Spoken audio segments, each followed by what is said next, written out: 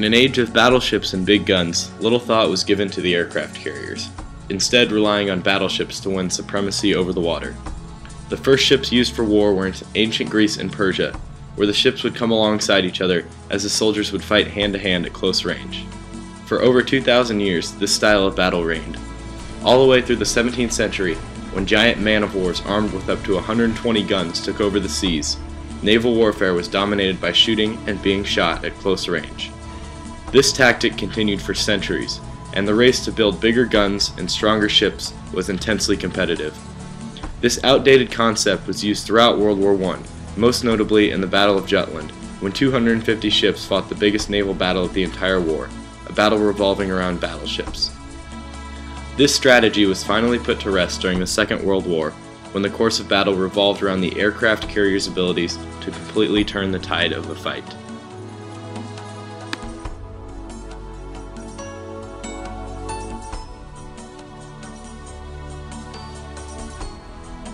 Ships used to transport airborne vehicles were not exclusive to World War II. Reconnaissance balloons were aboard ships as early as the 19th century. The first airplane took off from a ship in 1912. However, ships built solely for airplanes did not emerge until 1918. They did not experience any battle during World War I. First illustrated. Germany and Italy had no carriers at the beginning of the war, so the importance of these massive warriors was not realized until December 1941, when Japan entered the war. After Pearl Harbor, all of the United States battleships stationed at the base were severely crippled or destroyed.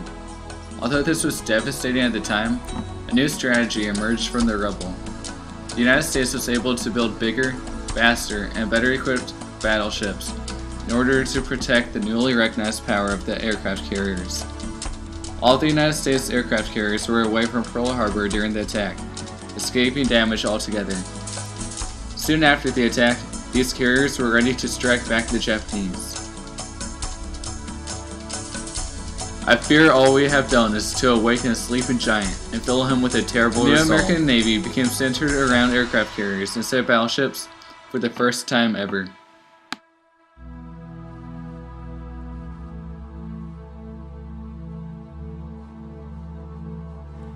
These floating air bases became moving cities. Up to 3,500 sailors lived aboard these enormous vessels, equipped with everything from cafeterias to libraries. Each aircraft carrier manned 94 airplanes.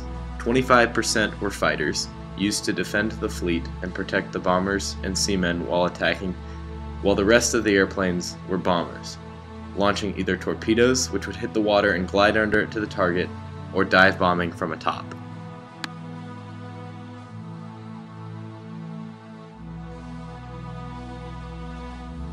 Airplanes added a brand new aspect to Navy warfare. Not only did fleets have to worry about attacks from battleships and submarines, the crew members had to focus on defending from air raids.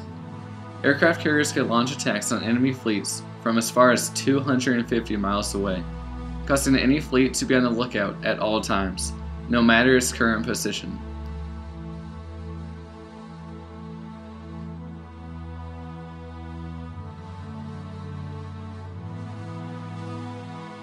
The Japanese had a way of getting close enough to be picked up on our screens and stay out for hours. Obviously, they knew we would not secure from general quarters as long as bogies or skunk were present. There were many sleepless nights doing this. On these occasions, I had wished they would attack so we could destroy them and get some sleep.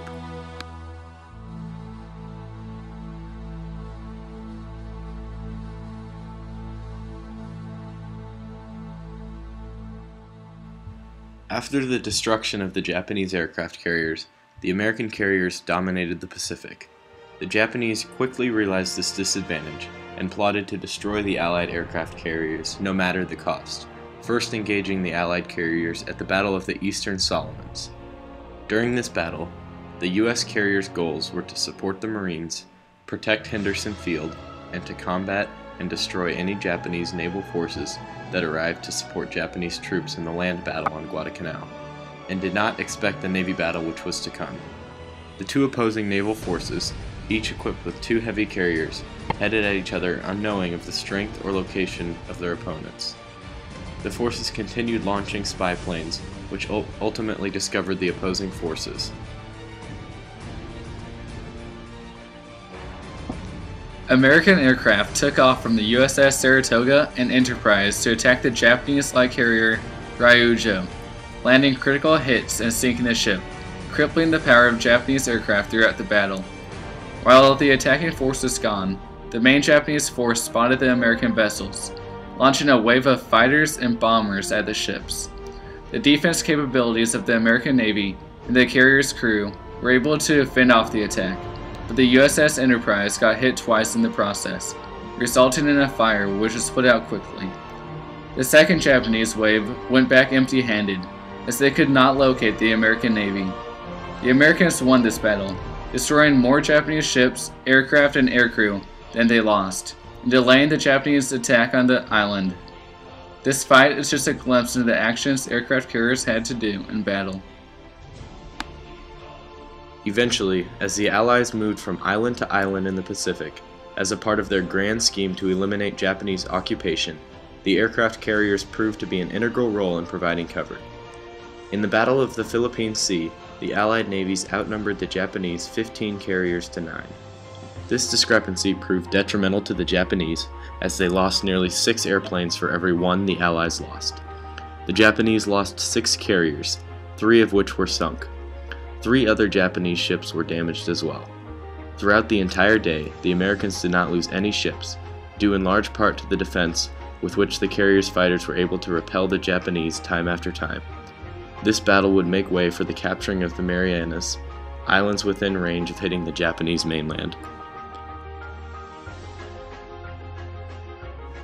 At the beginning of the war, America only had 7 aircraft carriers in their fleet. By the end, this number had grown to 22. The intense fighting proved costly for America, as over 50,000 American sailors were killed in action on United States ships. What started during World War II has continued for over 60 years. Today, aircraft carriers are bigger and more lethal than ever. The U.S. has 10 active aircraft carriers, not counting smaller escort carriers. These carriers are considered American territories, moving pieces of America. Standing 20 stories above the water, stretching over 1,000 feet from bow to stern, today's carriers are an impressive sight. They can achieve top speeds of 40 miles per hour, and house planes which reach sound-breaking speeds. America's fleet patrols waters from Korea to the Middle East and all the way home. Today, the simple presence of an aircraft carrier is enough to influence decisions.